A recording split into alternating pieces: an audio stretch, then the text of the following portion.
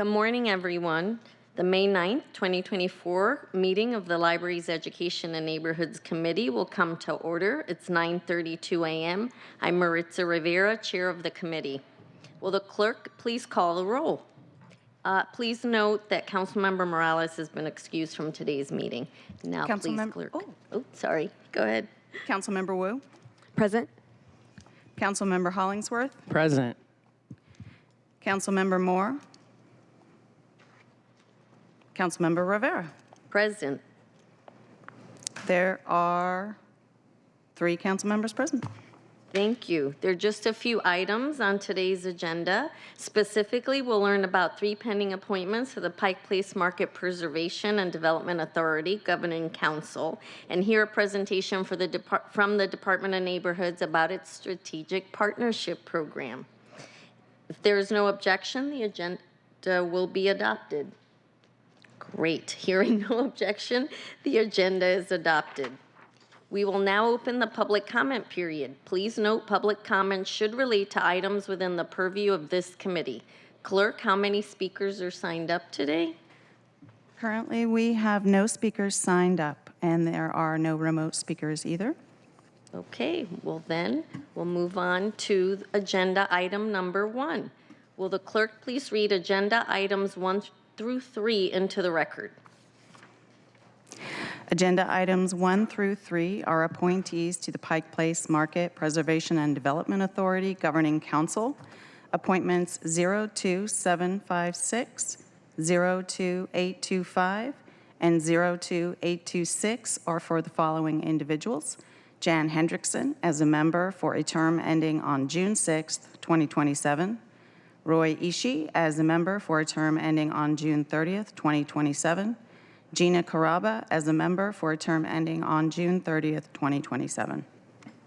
Thank you. Agenda items 1 through 3 have been read into the record. For the first 3 items on the agenda, we are joined by Sierra Howlett-Brown, Deputy Director with the Office of Intergovernmental Relations. Thank you for being here. Thank you. Please introduce yourself for the record, and then we can learn more about the nominees for the Pike Place Market Preservation and Development Authority. Absolutely. Good morning. I'm Sierra Howlett-Brown. I'm the Deputy Director of our Office of Intergovernmental Relations. Our office has the privilege right now of handling the administrative functions for the PDAs for the city. So our team handles nomination processes, submissions, and updates of their yearly and quarterly reports. So I have the privilege here of introducing all of the nominations to you and giving you a little bit of their background. Terrific. Great. Go ahead. So the first one we have is Gina Caraba. This will be a new appointment.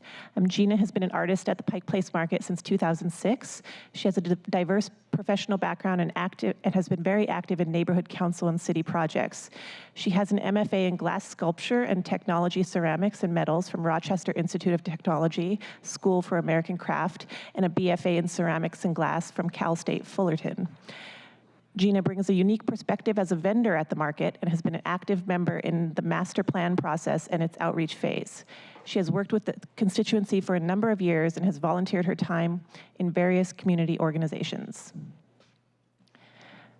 The other 2 candidates will be reappointments. Ray Ishii is the owner of Ishii and Associates, LLC. He's been a CPA for over 30 years in finance, accounting, and has management experience. His Ishii and Associates provide tax and business consulting services to individuals, small businesses, and nonprofit organizations. They have extensive experience assisting clients with tax planning and tax compliance issues, business planning, and strengthening accounting and internal control systems. As CFO of several nonprofit organizations, Ray has extensive senior management experience, including strategic planning, systems development, and complex project financing. Ray has been an adjunct professor at Seattle University for over 15 years, teaching both undergraduate and graduate tax and accounting courses. In addition, he has volunteered on the boards of several nonprofit organizations, including the Pike Place Market PDA, Fair Start, Urban League of Metropolitan Seattle, and Wing Luke Museum. This reappointment represents Mr. Ishii's 3rd term. And finally, Jan Hendrickson. Recognized throughout her career for guiding organizations through periods of intensive change and growth in areas of strategy, operational performance, fiscal rigor, resiliency, and people culture development. Jan has a consistent history of P&L delivery and investor value creation. She is a key contributor at rapidly assessing current states of organizational maturity, talent, and infrastructure, and creating solutions to address critical gaps to support intelligent scaling and sustainable growth. She has broad-based management background that includes CFO-level financial acumen and diverse best practices acquired from both public and private sector executive roles. She was named Puget Sound Business Journal's Woman of Influence. She comes with extensive corporate governance experience, including multiple chair positions, serving through high growth phases, turnarounds, recapitalizations, and a successful bankruptcy, 5 sales, and 2 wind downs. She's also an audit committee financial expert and excels at vision and strategy development, attracting C-level talent, and building a board executive level decisions.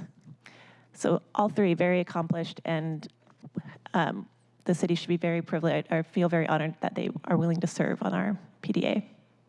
I agree, Deputy Director. Thank you for the overview. I will say, colleagues, we have what I noted was experience in the arts, the culture, arts and culture, finance, business, management with public and private sector organizations. It's such a well-rounded, just the 3 of them alone. And we are so lucky that we have folks that want to volunteer their time to sit on these important PDAs. The PDAs provide a really important role in the city. They are not part of government, but they're another partner as we do the work. And as you know, the Pike Place Market is such a beloved part of Seattle's downtown and of Seattle in general. You can do everything from shopping for flowers, watching fish blow by or fly by, visiting the wonderful restaurants and shops. And of course, the market's the first place we take friends and family to when they come visit us from out of state. It's such a scenic place and such a cultural place. We're so lucky to have Pike Place Market, and like I said, we're so lucky to have folks wanting to volunteer to keep the market strong and thriving. So want to thank them for their both support and willingness to volunteer. Colleagues, do you have any questions or comments? No? Awesome. Since there are no questions or comments, I move that the committee recommend confirmation of these appointments. Is there a second? Second. It is moved and seconded to confirm these appointments. Are there further comments? All right. Will the clerk please call the roll on the confirmation of appointment 02756, 02825, and 02826? Councilmember Wu? Yes. Councilmember Hollingsworth? Yes. Councilmember Rivera? Aye. And we still don't, okay. We have 3 in favor, none opposed. The motion carries, and the recommendation that the appointments be confirmed will be sent to the full City Council. Thank you for joining us, Deputy Director Howlett Brown. We will now move on to agenda item number 4. Will the clerk please read the 4th agenda into the record? Agenda item number 4 is a presentation from the Department of Neighborhoods on its strategic partnership programs. As stated, the Department of Neighborhoods, led by Director Jennifer Chow, will be presenting on the department's strategic partnership programs, which include equity and engagement advisors, community liaisons, the Neighborhood Matching Fund, and the Food Equity Fund. Colleagues, I've placed an updated slide deck on your chairs, and then for the public, it will be updated to the website and readily available for your review tomorrow. Director Chow will be presenting and will be joined by her colleagues from Don. Welcome, everyone. Please introduce yourselves for the record, and then we can get started with the thoughtful presentation. Thank you, Council Chair Rivera. My name is Jennifer Chow, and I'm the Director of the Department of Neighborhoods. Good morning, Christian Alcade, Strategic Partnerships Manager.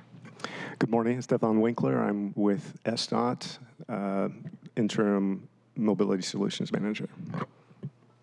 Good morning, my name is Daniel Sims. I'm the Community Partnerships Division Director at Department of Neighborhoods. Good morning. My name is Lisa Chen, and I manage the Food Equity Fund. Thank you. And I'll flag for the public and for the colleagues that this is a little bit of a longer presentation than we normally have, but we have some robust programs that the departments really want to dig deep into. And so thank you for allowing us that time and that grace. Director? Thank you so much, Council Chair Rivera, for the invite to return to your committee to share more in detail about some of our programs. We are excited to share with you and the rest of the council members about our impact and meaningful engagement in community. In today's committee meeting, we are going to highlight our Strategic Partnerships Program, Neighborhood Matching Fund, and Food Equity Fund.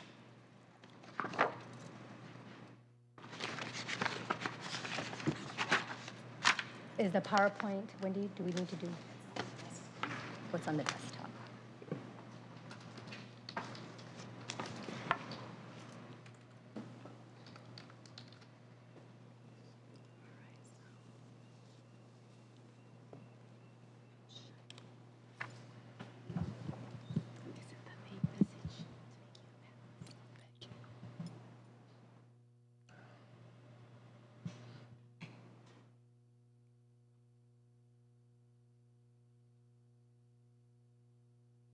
Thank you, everyone, for your patience as we work out the technology issues.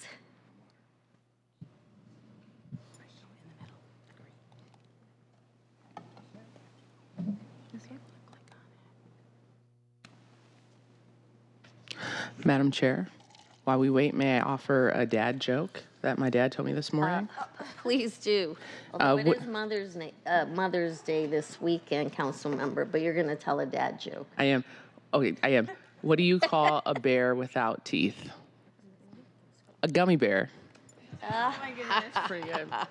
Your dad. You know, so now do you have a mom joke? I think those are inappropriate for the Seattle channel. Thank you. Oh, gosh. Thank you, council member, for bringing the levity. Thank you so much All right. for filling in the gap while we are figuring out technology. All right, so the One Seattle vision requires meaningful engagement with community to serve as a cohesive bridge between city departments and the different neighborhoods across the city. I see the Department of Neighborhoods as the heart and engagement arm of the city. We create cohesion across city departments to provide strategic planning, coordination, and support on community relationships with a focus on increasing equitable engagement in communities most impacted by the city's growth and infrastructure needs. This focus allows us to broaden access. This focus allows us to broaden access for everyone to thrive in a growing city.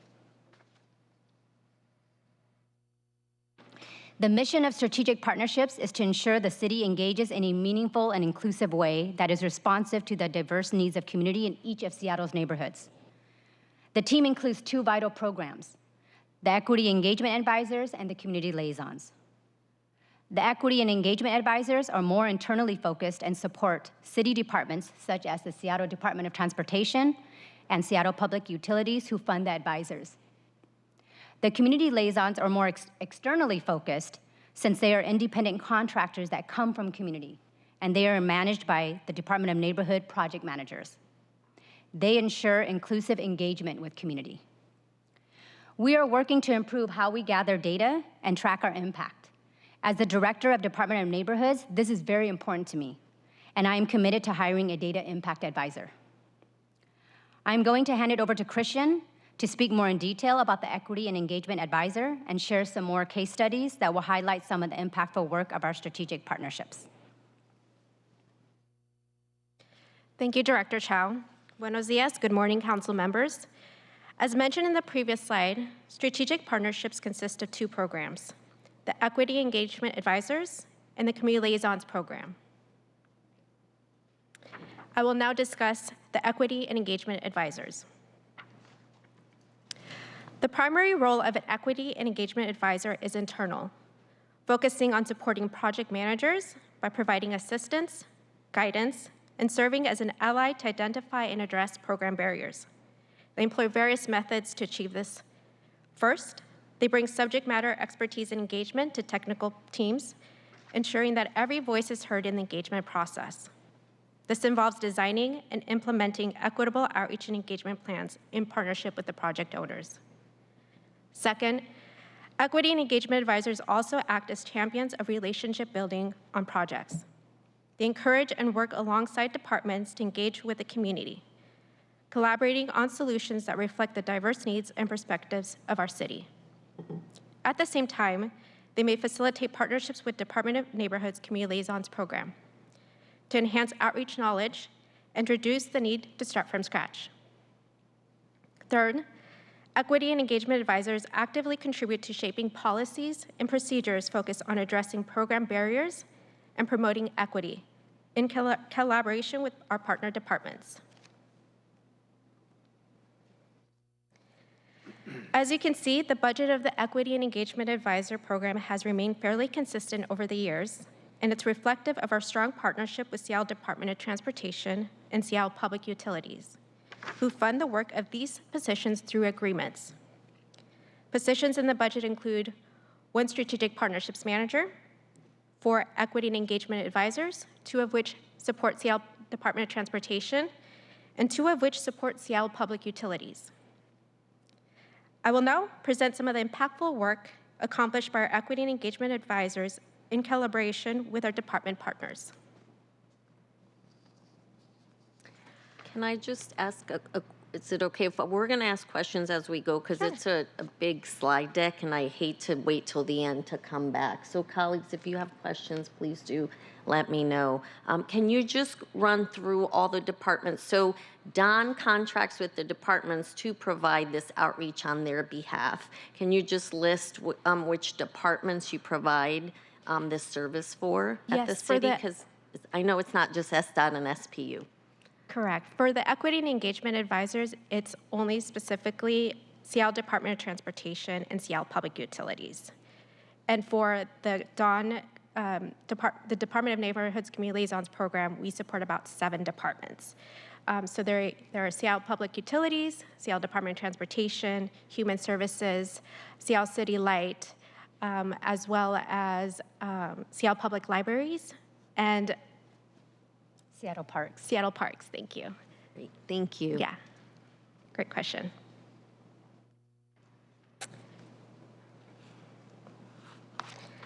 The first case study involves Seattle Public Utilities with their strategic business plan.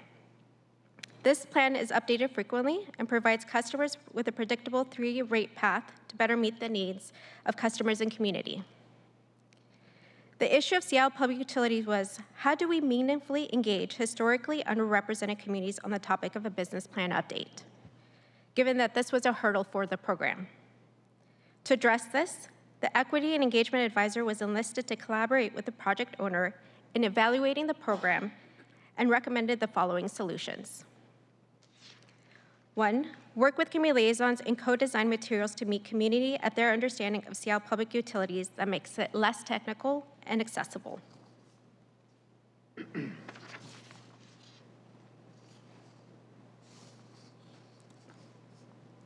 2, attend events with specific emphasis on BIPOC immigrants and refugees and low-income communities. Sorry, before we move, can we go to that that slide? I'm just wondering on these data points, how many events, it says 85% of events in environmental justice neighborhoods. How many events total? There were roughly 13 events.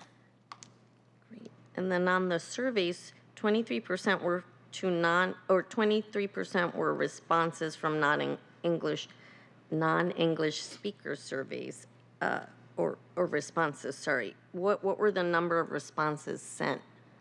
So there was a combination of responses received through a survey, and then our Equity and Engagement Advisor also recommended that we create a poster with emojis so that folks can put their data points on it of how they felt about the plan. Specific questions were like, what is it that you like clarity on? What is a priority? Is it the environment Seattle Public Utilities should focus on? Is it that we're not focusing on your specific neighborhood? And they would respond through those emojis. And Christian, that, are you able to share how, out of 23%, how many surveys were distributed? so I'll have to get back to you on that, but it was a combination. The total amount of responses were 1,155, and they were collected through either a survey or the data points. Thank you for explaining the data point. It's that emoji chart. Yeah, absolutely. Thank you. And actually, if you look to the right, there you will see an example of the outreach materials that were co-created with the community liaisons with the advisor.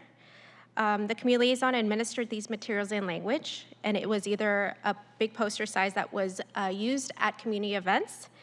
And the use of emojis allowed Seattle Public Utilities to capture as much data points as possible without having to use very technical terms. It was a fun exercise. It didn't require you to read, write, or speak English.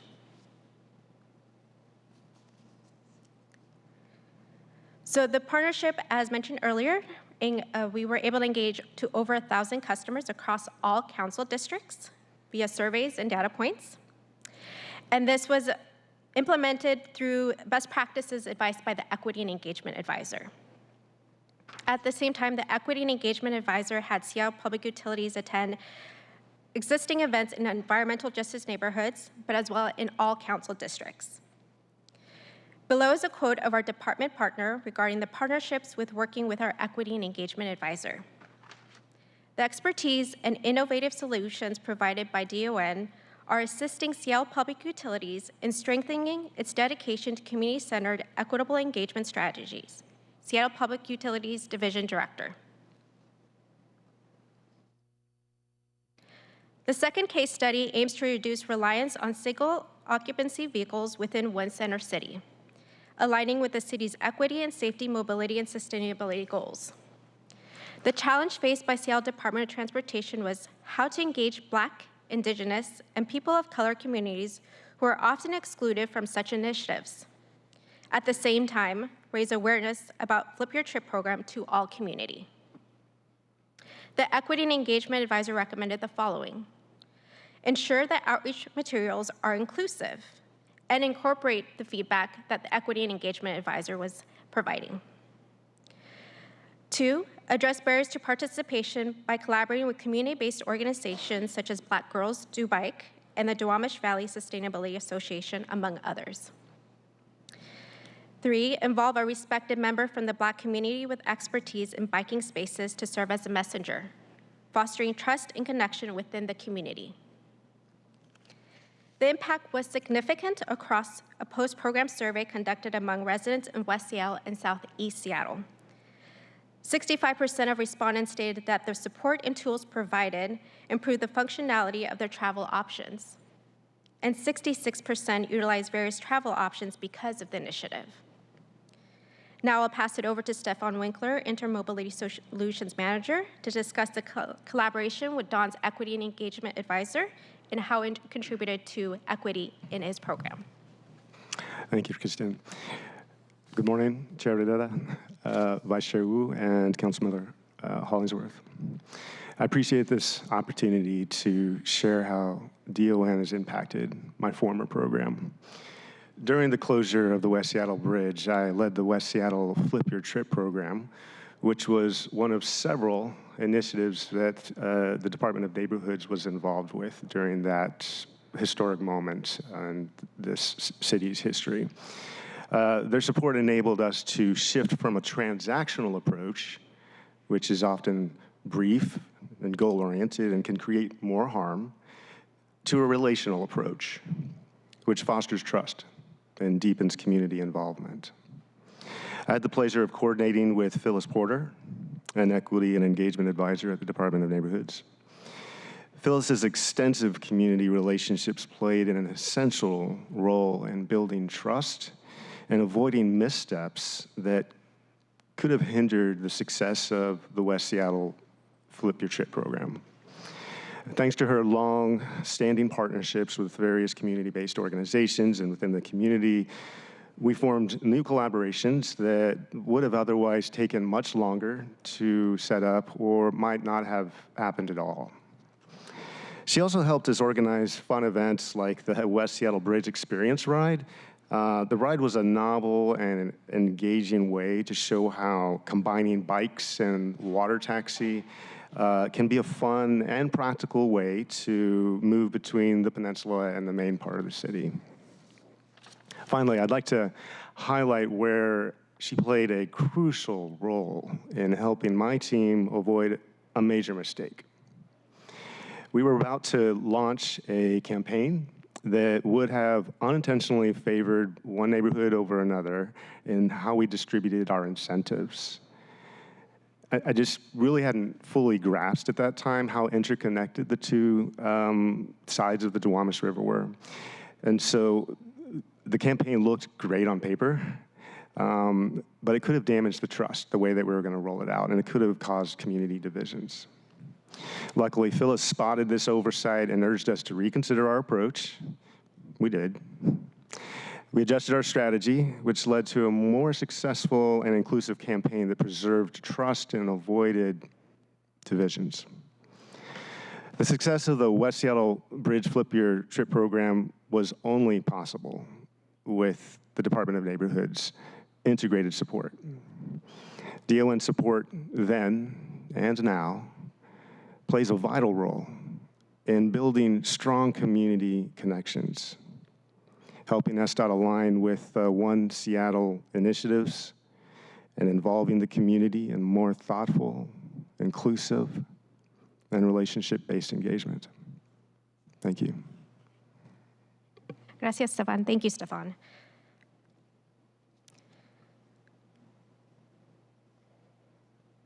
So here's a list of projects in 2024 for the Equity and Engagement Advisors. The asterisk represents projects continuing from 2023. Projects under Seattle Department of Transportation span across various council districts. They focus on advising Seattle Department of Transportation project owners to foster equitable and inclusive outreach and engagement strategies. These strategies aim to ensure that communities are informed about projects in their neighborhoods, particularly related to safety improvements, and that community has opportunities to provide input. Some of the projects include Aurora Ave, Rapid J Line, and Central District Healthy Streets. Within Seattle Public Utility projects, the focus is on ensuring that programs and services offered by Seattle Public Utilities are equitable and inclusive. One such initiative is the Watershed Equity Tours. Here, the Equity and Engagement Advisor is collaborating with Seattle Public Utilities project owner to streamline the application process for the tour. They're also working on expanding community-based organization partnerships to reach more communities across all districts. Furthermore, they're ensuring that transportation and culturally relevant food are provided during the tours. The overarching goal of the Equity and Engagement Advisor is to be an ally or collaborator to project owners. They help navigate and address barriers to program participation while fostering an equitable engagement. The ultimate result goes beyond just increasing participation numbers. It entails a fundamental shift in how we approach our work. I'm shifting gears now to discuss the Community Liaisons program. As mentioned earlier by Director Chow, Community Liaisons are more externally focused since they are independent contractors that come from community and they are managed by DON project managers. They ensure underrepresented groups have access to city information, resources, and decision-making power. To achieve this goal, Community Liaisons collaborate closely with department project managers who may have existing strategies but lack direct community connections with the community. By providing on-the-ground support, the liaisons enhance the impact of these outreach and engagement efforts. The current program has 46 community liaisons in the roster working alongside 7 partner departments. The community liaison personnel budget includes 2 community liaison project managers and a community liaisons program assistant. The loss of 1 FTE in 2024 is only reflective of the reorganization emerging in the community liaison program and the Equity and Engagement Advisor program into the Strategic Partnerships team. This created better coordination on outreach across the team and allowed the department to repurpose an SA1 position to serve as DON's future data impact advisor. So who are DON's community liaisons? Community liaisons represent many languages, such as Spanish, Chinese, Vietnamese, to name a few, as well as represent Black, Indigenous, seniors, unhoused, and people with disabilities. Community liaisons live all over Seattle and beyond. Most of them have other jobs. They may be business owners, work at nonprofits, work at social service agencies, school districts, or community centers. They engage community members the following ways: one-on-one interviews, present project materials in front of an audience, conduct community conversations, moderate focus groups, do interviews with ethnic media, provide survey assistance, take on casework, and of course do translation and interpretation as well. I will now present some of the impactful work accomplished by the Community Liaisons program in collaboration with our department partners. We started an 8-month electrification engagement pilot project with Seattle City Light and their partner Puget Sound Energy. The project aims to educate and enroll residents in Skyway and parts of Southeast Seattle in an energy savings home improvement plan.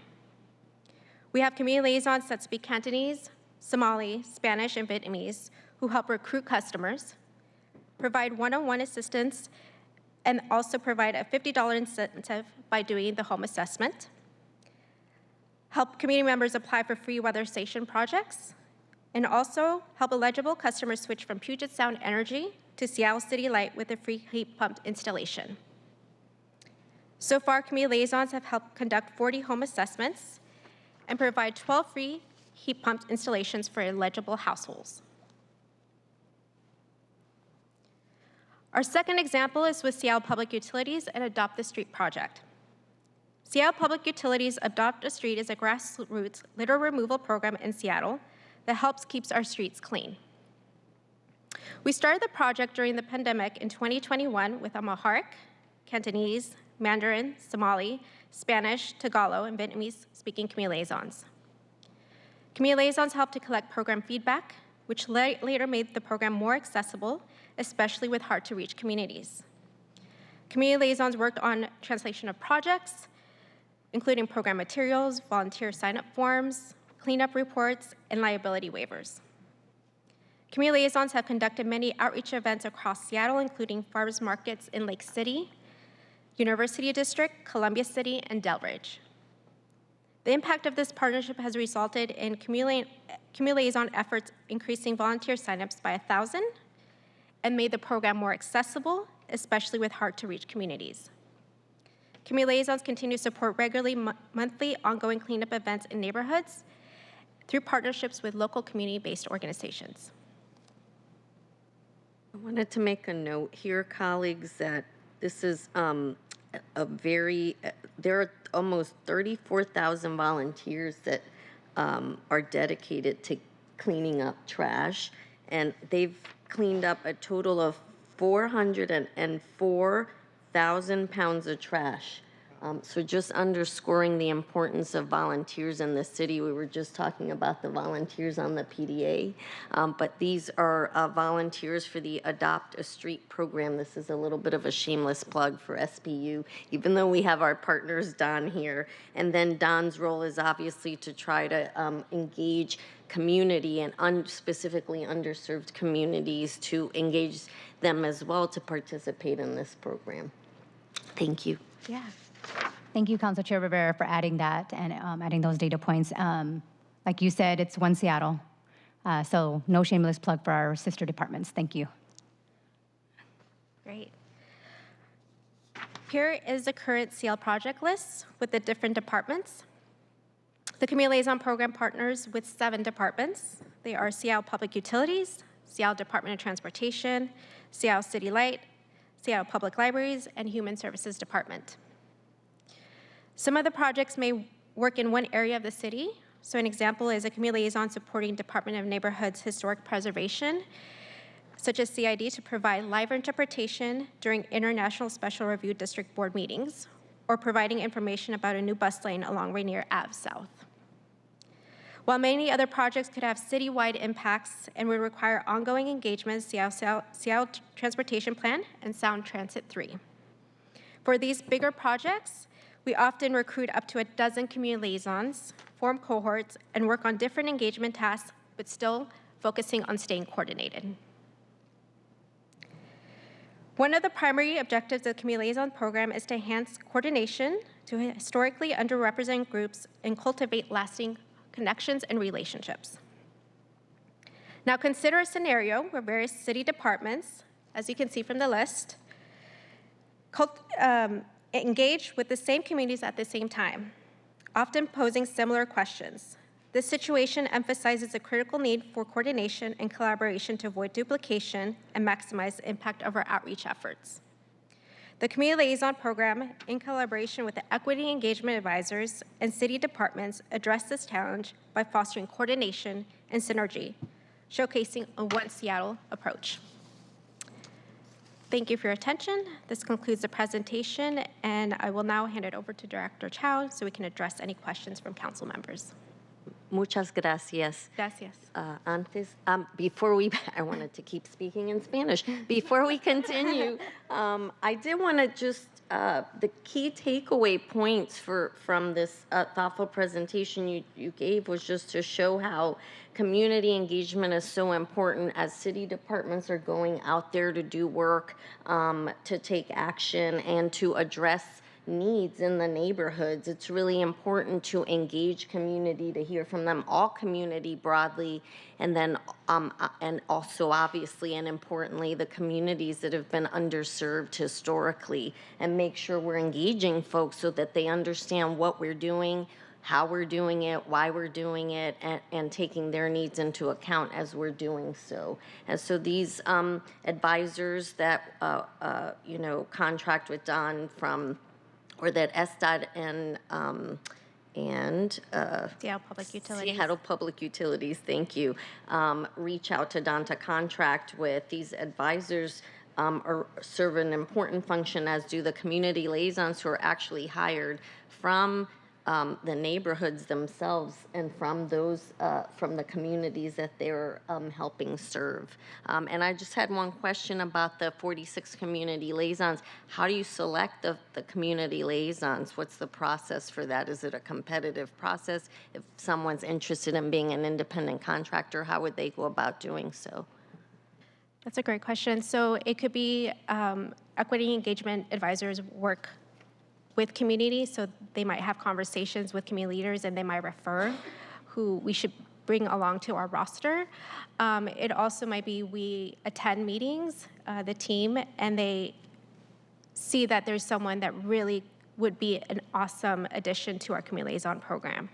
And there's multiple ways. We tend not to do like a job posting because that's not the intent, to bring the bigger audience, but be very intentional in making sure that we're reaching community members that really have those direct connections with the hard-to-reach communities that we're not able to do so. So, yeah.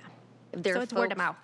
From community, though, that are interested, I imagine they can reach out to Don and let their interests be known, and you can work They can that also way. reach us online. Okay. Yeah. And just to add to that, is that the community liaison program, because as Christian mentioned, is very deliberate. Councilor Chair Rivera, it is really based on community need. So that's why there's not, like you said, a posting. It is really seen as when we look at the data and see that there are some communities who are not at the table, we figure out why, and then we do the connections with our in the neighborhoods or in the communities that need it most, and then see if there's a community liaison that can be brought into and be part of the city, doing the city's work. And we should mention that part of this is because the departments themselves, SPU, SDOT, and all the departments that you contract with, they all are conducting their own outreach. They're coming to Don to get outreach, in particular for underserved communities, because it's been an area that they care about, but they have challenges in reaching those communities. I will say that, I will look to you to continue to do what I call broad outreach within the underserved communities, because there's always some folks that could participate, but they don't know about it, who are in community. And I want to make sure that everyone in community who wants to participate, wants to serve as a community liaison, has that opportunity. So thank you. Colleagues, any questions about the If that's okay. Councilmember Hollingsworth. Thank you, Chair Rivera. I was going to actually echo what you had said. I was looking at some of the project lists. One of the biggest things that we hear from people in the community is sometimes they feel like a certain department checked a box, or they're not listening to them, or, hey, we didn't know about this.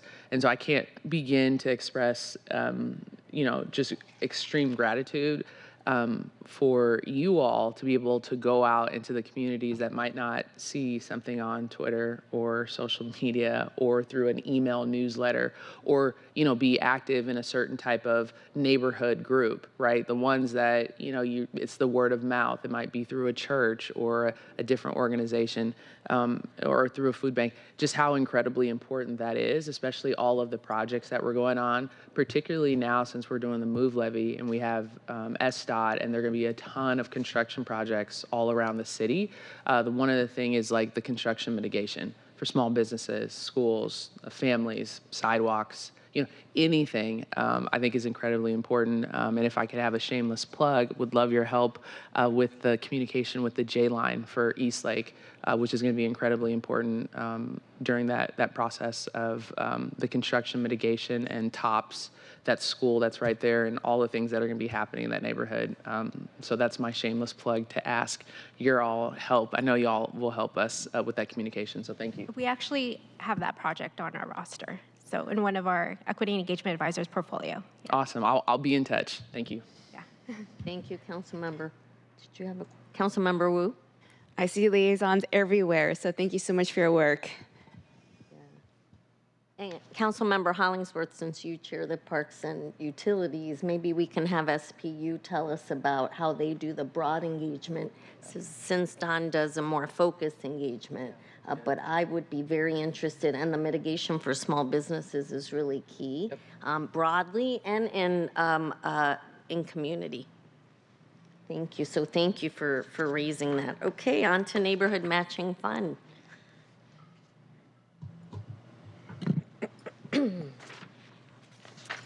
All right, the next program is the Neighborhood Matching Fund, known as NMF. This is the Department of Neighborhood's grants program. It is open to everyone citywide, and the grants provide public benefits with city funds. The Neighborhood Matching Funds program is 36 years old and was created in 1988 to create matching dollars for community-led projects related to neighborhood improvement. Critical to Neighborhood Matching Fund is the low barrier community match, in which awardees can match through volunteer time, donation materials, donated professional services, or cash. I'm going to hand it over to Daniel to speak to the details of the program. Thank you, Director Chow, and good morning, council members. Good morning. Appreciate that. The Neighborhood Matching Fund, thank you for allowing me to present the Neighborhood Matching Fund. The Neighborhood Matching Fund has served as a catalyst for community-generated projects and programs for over 30 years. As Director Chow noted, 36 years to be specific.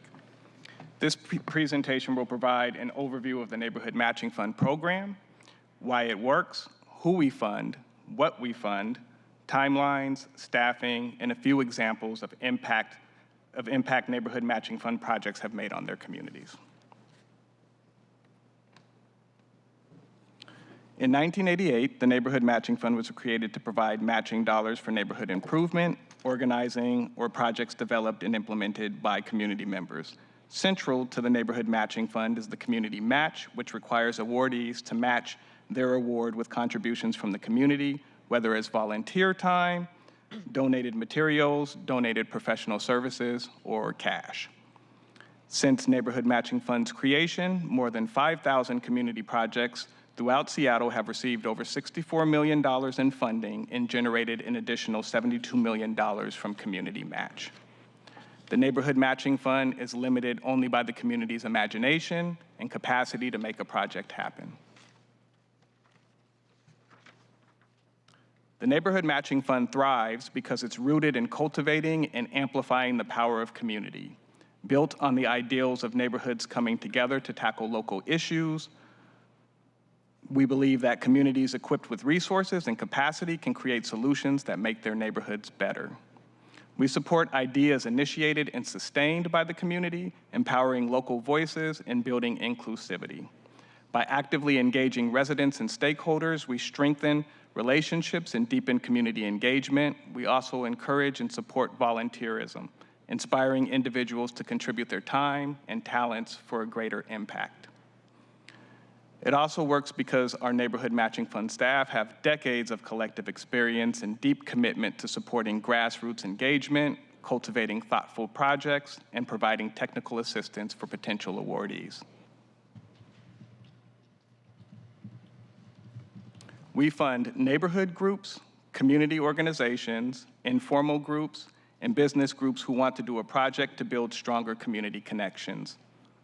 All applicant groups must be open and inclusive, actively engage diverse community members, and be significantly composed of people who live and/or work in Seattle. The Neighborhood Matching Fund team continuously engages with our internal teams and other city departments to support deep engagement and coordination with our grantees that are working to respond to a variety of local issues and projects. The Neighborhood Matching Fund provides support for projects that provide community benefit, are free and open to the public, and actively involve community in the creation and completion of the project. A key component of all Neighborhood Matching Fund projects is match. We believe that with community support, we can maximize community involvement and engagement. Match is both funding and/or volunteer time for the benefit of a project. The Neighborhood Matching Fund requires documented match of at least 1/2 of the requested grant amount. And for example, an organization that applies for $5,000 or $50,000, excuse me, they must demonstrate a community match of $25,000. So combining both the grant or the amount they're applying for and the match, the total project cost would be $75,000 when combining both, the $50,000 that they apply for and the $25,000 that they're matching.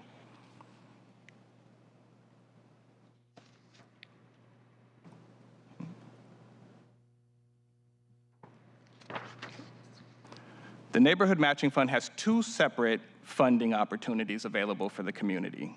The first is the Small Sparks Fund, which grants up to $5,000. For 2024, it opened in January and runs through October 31st. Applications are received on a rolling basis and reviewed individually. Projects are up to 6 months in length, and there is a total of $270,000 available for awards. The other opportunity is the Community Partnership Fund that grants up to $50,000 per project. Applications are open twice per year for 2 months at a time. Deadlines for 2024 are March 11th, which is passed, and September 9th, which is coming up. The Community Partnership Fund is a competitive grant where the projects are reviewed against each other. Many of these projects require increased support to pay for expertise, higher cost items, extended community involvement, event space, and much more. Projects are up to 1 year in length, and there is $1 million available per round, totaling $2 million for the year.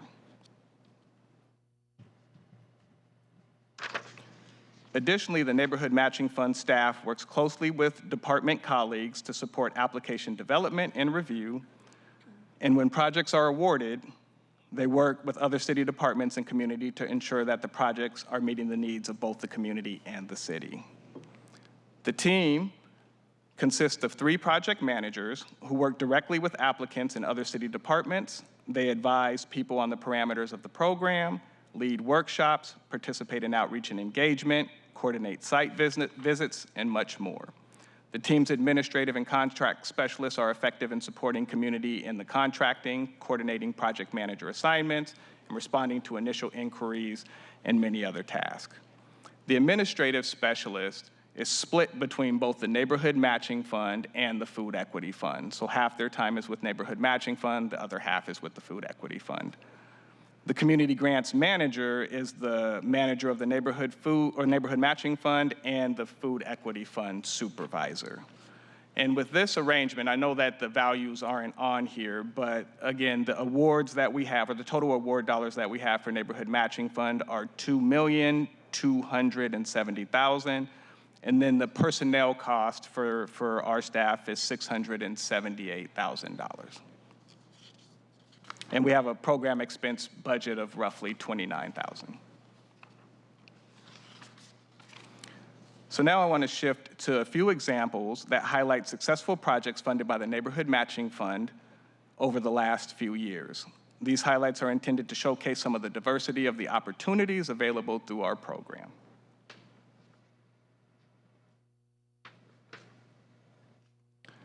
At Green Lake Elementary, staff worked in collaboration with school families and the broader community to develop a playground for all. This Americans with Disability Act's focused playground was developed in collaboration with Seattle School District staff to meet the targeted needs of the students and broader needs of local youth in the community. This $50,000 Community Partnership Fund grant galvanized over $350,000 in documented community match and support.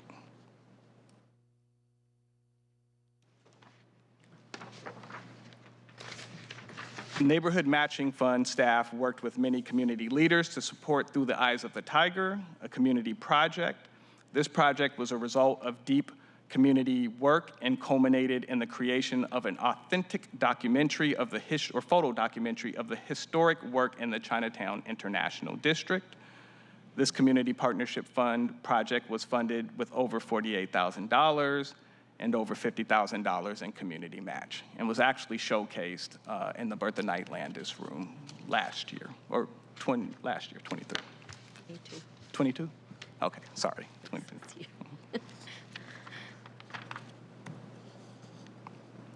Dia de las Muertes community celebration. It is also important to highlight smaller projects. This was a Small Sparks project with the potential for growth. In the Finney Greenwood neighborhood, the Neighborhood Matching Fund funded the Dia de las Muertes community celebration. A small group of community members came together with a creative idea, and we're excited to continue to work with them to help them grow their program. And oftentimes, many applicants or many organizations come to the Neighborhood Matching Fund for the first time through Small Sparks, and they get used to the Neighborhood Matching Fund, and they build up the capacity to apply for the larger Community Partnership Fund. So Small Sparks, we always consider an entry point and to develop folks' capacity to apply for and manage larger grants.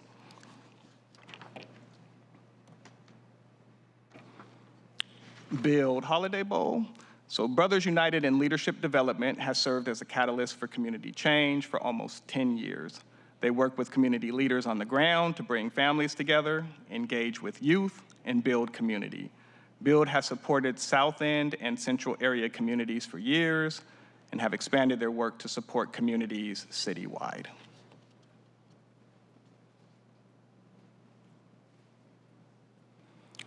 Volunteer Amphitheater. So the Volunteer Amphitheater is an amazing City of Seattle resource that serves as a clear example of how great community ideas can grow with support of funding like the Neighborhood Matching Fund. This project was initially funded by the Neighborhood Matching Fund for over 5 years through multiple phases. So we have multiple phased grants, or we call them phased projects. So oftentimes they'll start, the organization will apply for the design, and then they'll apply for the construction. So they just phase the project out until the project's done. So we can give multiple awards. The one piece that we will note is something that we always make sure that they consider is the fact that it's still a competitive grant. So although we fund phase 1, it's not guaranteed that phase 2 will be funded.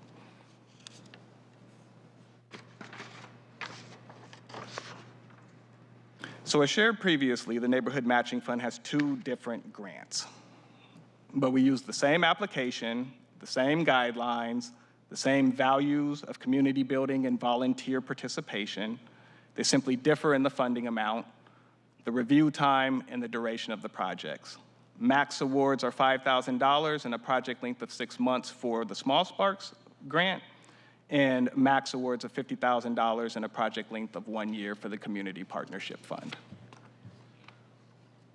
This slide shares our breakdown for the amount of, breakdown of project types from 2019 through 2013, And this is how we classify the projects within the Neighborhood Matching Fund. So we have arts and culture, events, physical improvement, planning and design, and race and social justice.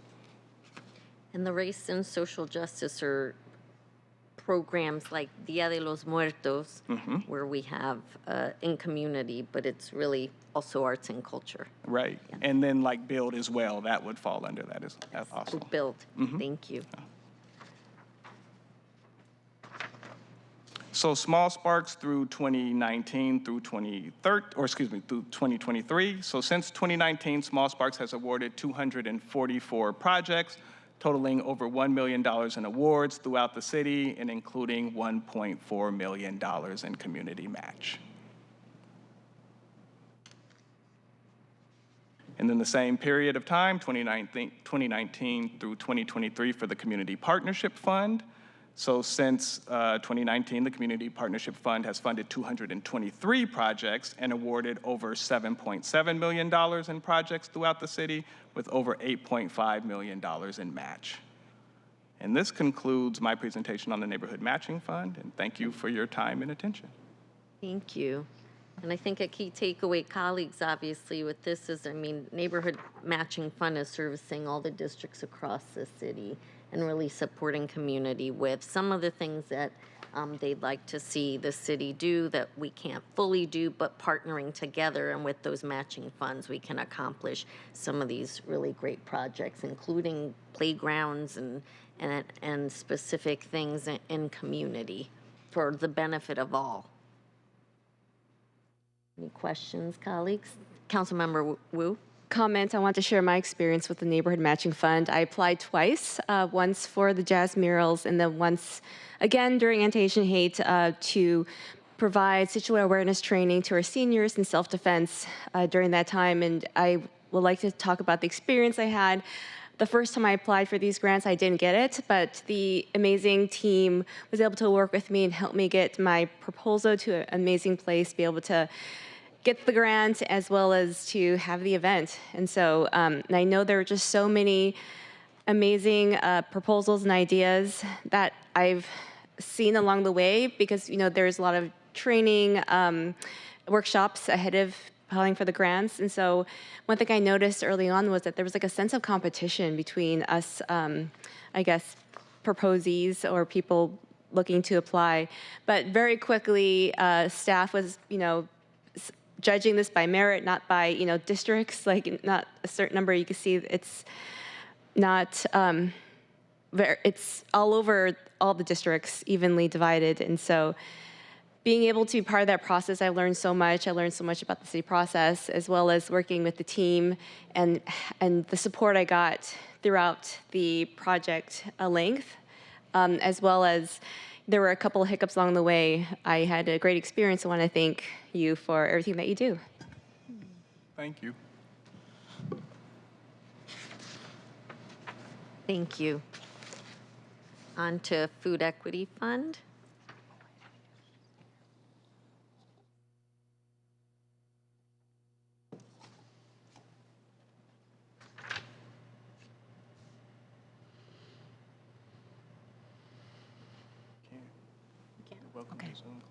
All right. Thank you. So last but not least, the next program is Food Equity Fund. The Food Equity Fund is a newer grants program in the Department of Neighborhoods and is funded by the Sweet and Beverage Tax. It was created in 2021 and supports work led by those who experience the most food and health inequities. Its purpose is to invest in community-led work that contributes to an equitable and sustainable local food system. I'm going to hand it over to Lisa to speak about the meaningful impact in community and the interdepartmental collaboration with other city departments. Thank you, Director Chow.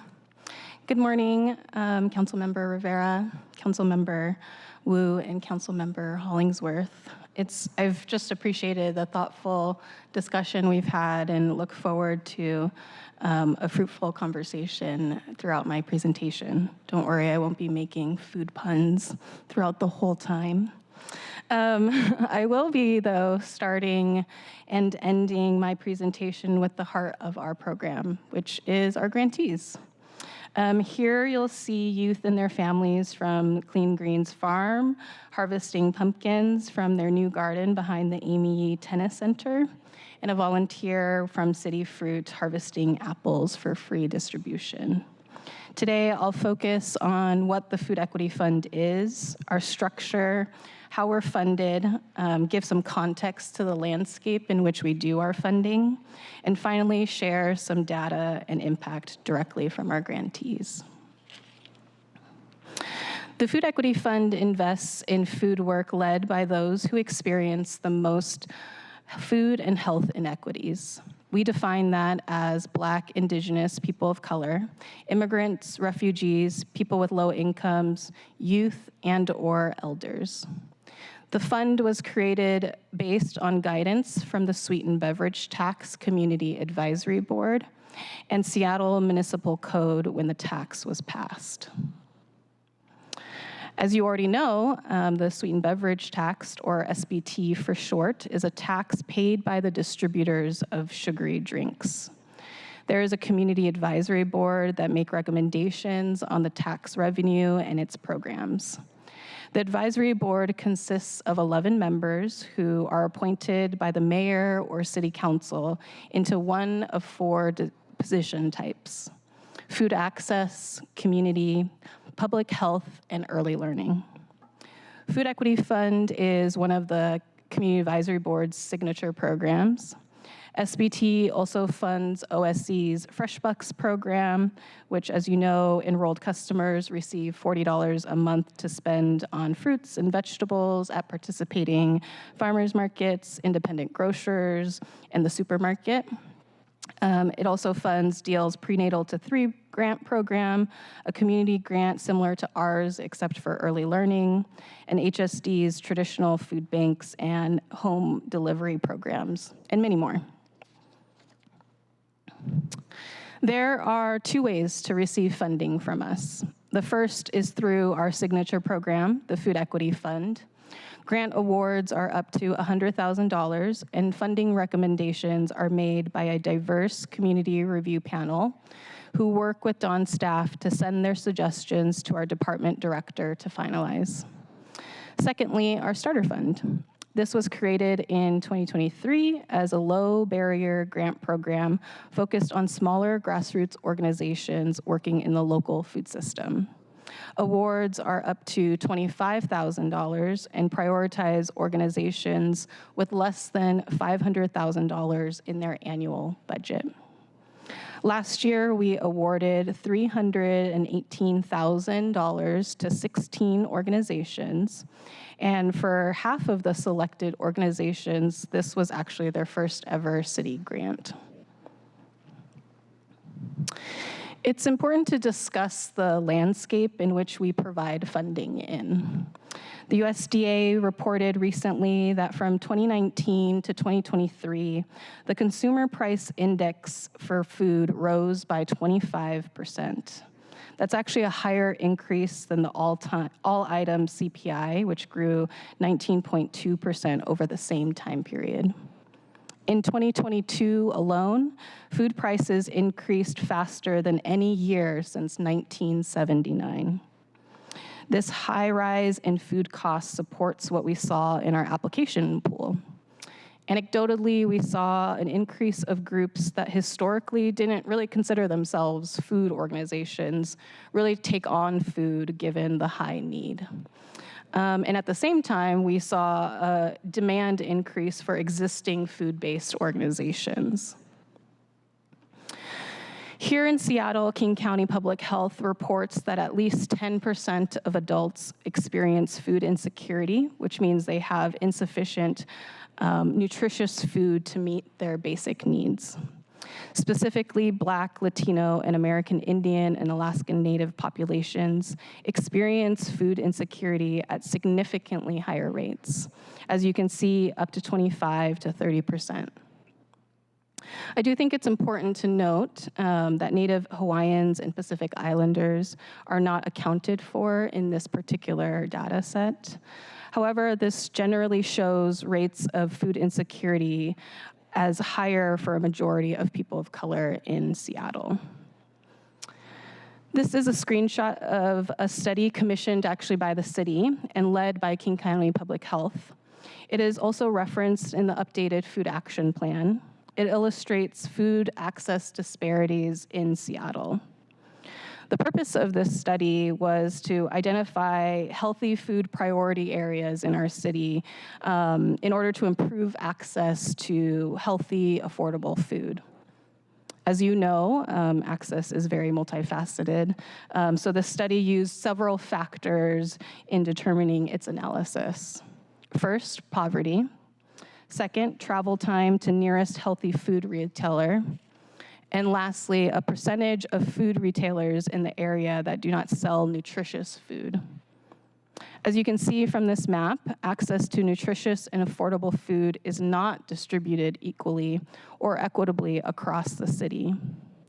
The healthy food priority areas in orange near the Duwamish Waterway overlapped on all three factors: lower income, longer travel times to healthy food retailers, and higher percentages to unhealthy food retailers. Additionally, comprehensive national studies also show that soda and fast food companies specifically target children, teens, Black Americans, and Latinx communities with marketing of their unhealthy products.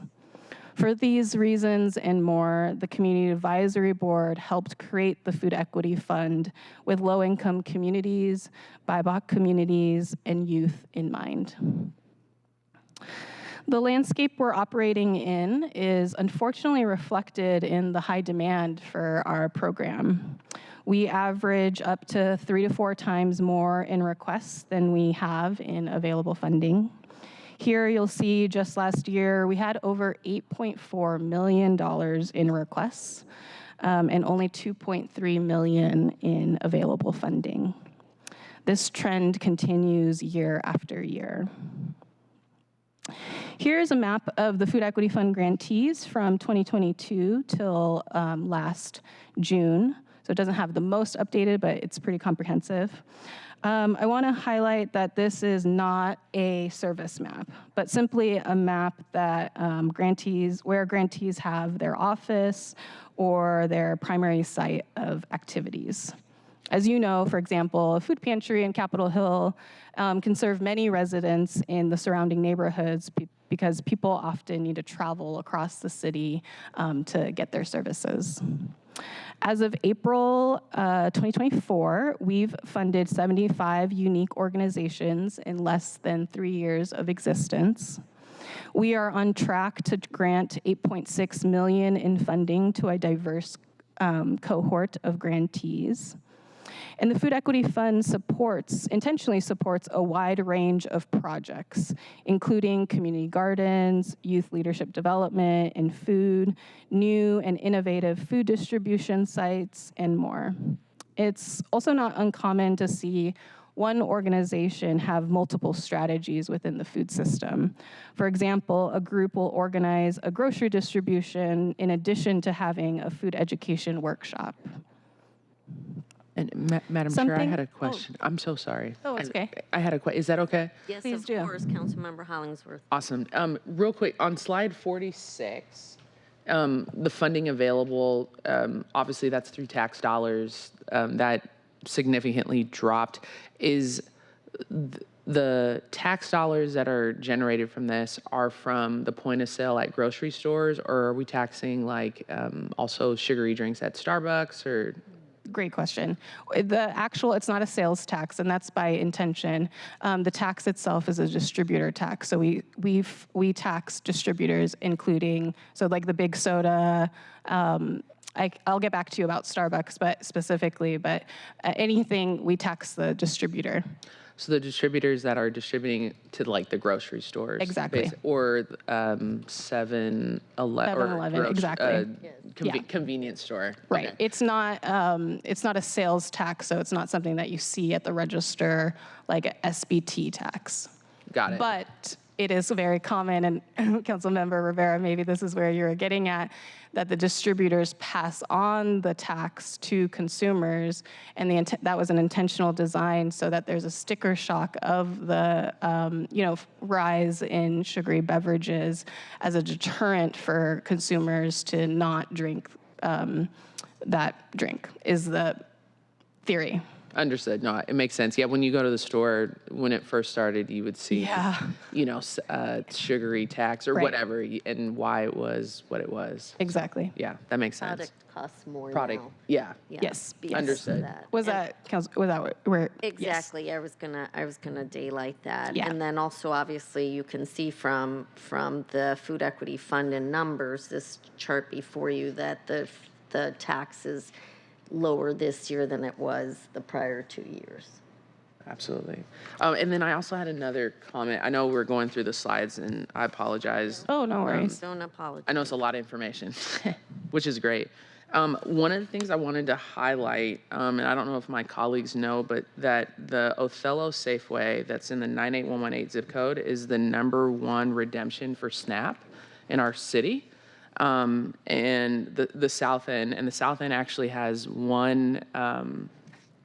technically one food bank by definition for that is able to receive a Department of Agriculture resources like TFAP and EFAP funding, which is really troubling because it's anything south of I-90. Okay, and we have one food bank, and they also have to service Skyway that has no food bank. Yeah. And they're technically a food desert. They have one grocery store. So a lot of people come from Skyway to Rainier Valley Food Bank that is now, right next to the Rainier Beach Safeway. So I wanted to point that out because I see a lot of the food.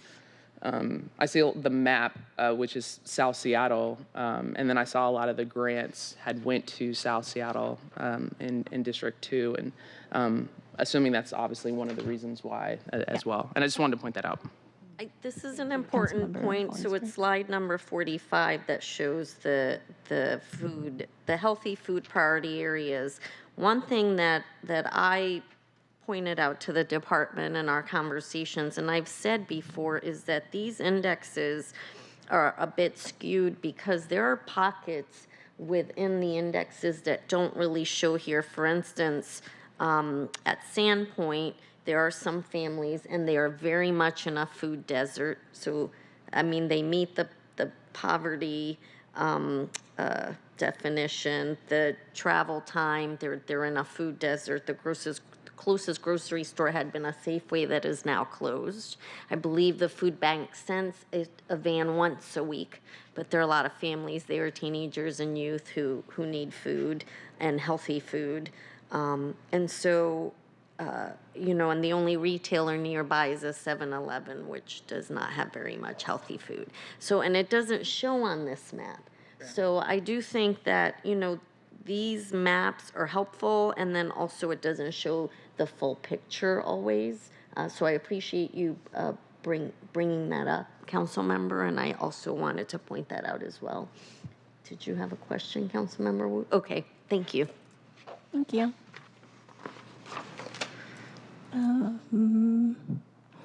Something unique to us at Dawn is that we don't outsource our technical assistance. The Food Equity Fund is honestly just one of the most caring groups of team members I've had the privilege of working with, and we spend a great deal of time providing much needed application support to community-based organizations interested in applying to the fund and work with a diverse group of media outlets to get the word out.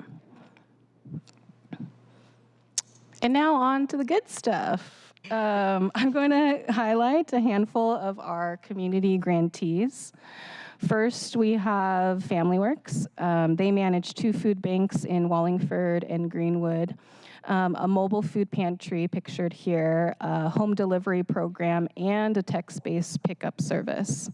And their impact during their Food Equity Fund contract period included providing culturally responsive food to over 10,000 people via their 2 food banks and 3,700 people via their mobile food pantry.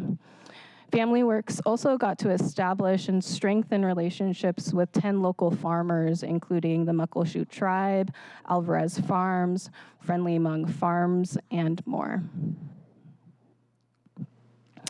Next, we have Friendly Islands of Tonga Seniors, or FITS for short. This is one of our Starter Fund grantees. FITS was founded in 1983 to provide a sense of belonging for newly immigrated Tongans. Historically, they actually had a very successful weekly food distribution and organized hot meals twice a month, but had to stop due to COVID. But they were actually able to restart this program after receiving our grant. They still have an active contract, but impact so far has included distributing culturally relevant grocery boxes to over 183 Pacific Islander seniors and their families. This is also FIT's first ever grant. They've historically relied on donations entirely, and they have deep connections in West Seattle neighborhoods. Next is City Fruit. City Fruit stewards and harvests urban fruit trees to support sustainable and equitable access to fruit for everyone. This is another great example of an organization that is based in one neighborhood, in this case Fremont, but truly serves citywide. They provide fresh fruit to food banks, meal programs, Title I elementary schools, and shelters all over the city. Impact so far includes, in 2022, they distributed almost 1,700 pounds in fruit, registered over 2,600 tree owners to be part of their program. Next is Lake City Collective. They also have an active contract with us, but so far they've organized work parties to completely revitalize their community space and built garden beds, planting culturally relevant vegetables. They've hosted 2 intergenerational community dinners, which is part of an ongoing series to collect recipes from elders in their community, and youth leaders will create a zine to share. They also started organizing their Si Se Puede food entrepreneurship cohort, a series of workshops for community members to learn how to start a food business. So again, just another great example of how one grantee can have multiple strategies in one grant.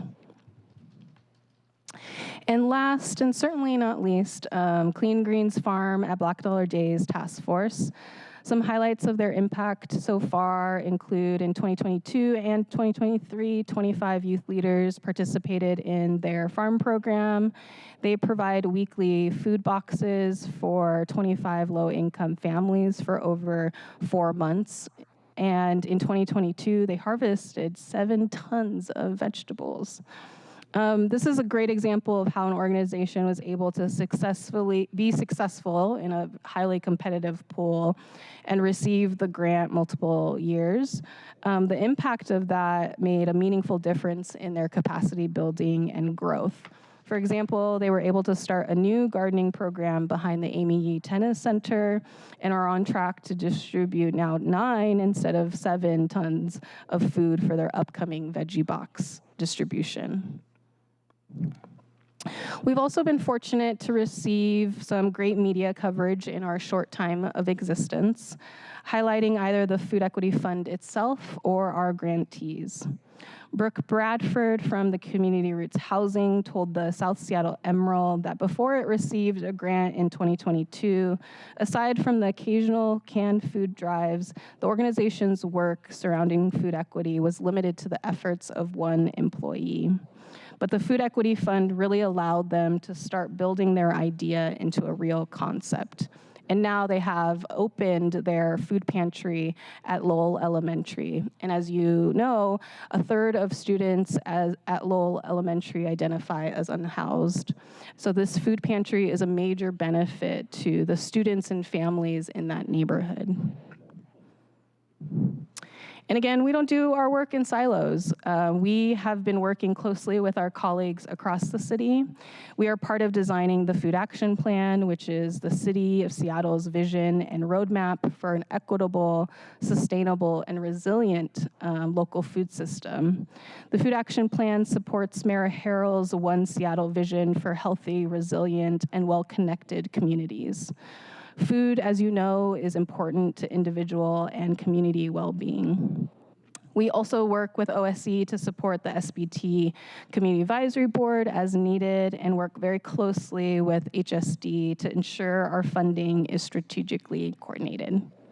And OSE is Office of Sustainability and Environment for anyone watching, and HSC is the Human Services Department. Thank you, Councilmember Rivera.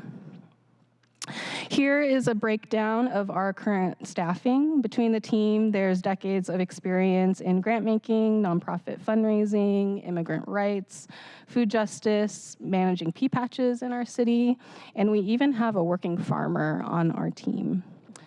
There's just a great deal of expertise on the team. For 2024, our program and staff costs are $733,500, and we do plan on granting about $2.2 million in awards. And I'm ending with another grantee. This is Look, Listen, and Learn, an early learning TV show where in this episode, Miss Catherine is teaching Alex how to make pasta salad while also talking about disabilities. They are at Rainier Beach Urban Farm and Wetlands, which is managed by Tilth Alliance, who is also one of our former grantees. So thank you, and I'm happy to answer any questions. Thank you. Thank you so much for this thoughtful presentation. I know it was long, but I appreciate you talking about all the different programs that you run out of the Department of Neighborhoods. Colleagues, do you have any questions? I'm sorry, Councilmember Hollingsworth? Yeah, I just have a couple, if that's okay. It's great. Okay. Love the questions, Councilmember Hollingsworth. Okay, so I was in Councilmember Rivera's district the other day, and I saw free veggie food. It was up on 50th. It was off 50th. It was a pantry. I didn't know if it was like, if you all know if that was part of what you all do. I know you granted a lot of people, but it was, if that is, that's great. It was a line around the doors, free veggie food. The other thing I wanted to highlight is I think it's incredibly important. I've said this before, and I've been screaming this for years, that by 2050, we have to grow 50% more food. Absolutely. As a world, as a growing population. And the number one waste in our garbage is food waste. And so anything that is providing,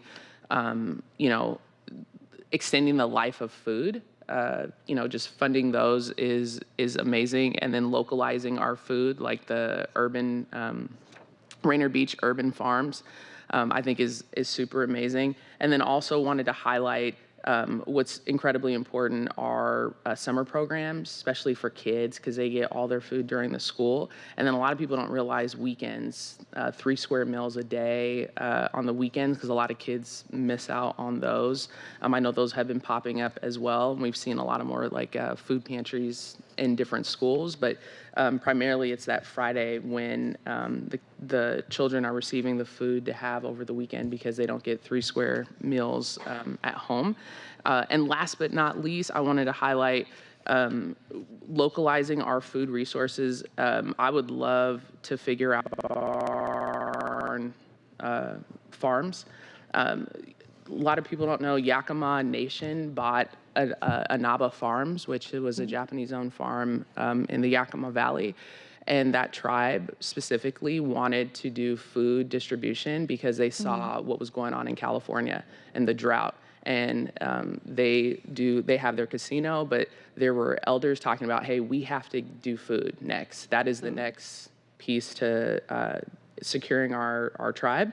And so thinking about our city localizing our food resources, we can have as many access points as we want, but I think also like, when we look at Seattle Public Utilities, they have we have our watersheds two watersheds that are outside the city. So understanding how important localizing our food resources are for the equity fund, and hopefully just getting some community partners to be able to till that land, maybe partnering with the Muckleshoot tribe, and their endeavors, and building that up to be a great resource for our city for food, I think is key.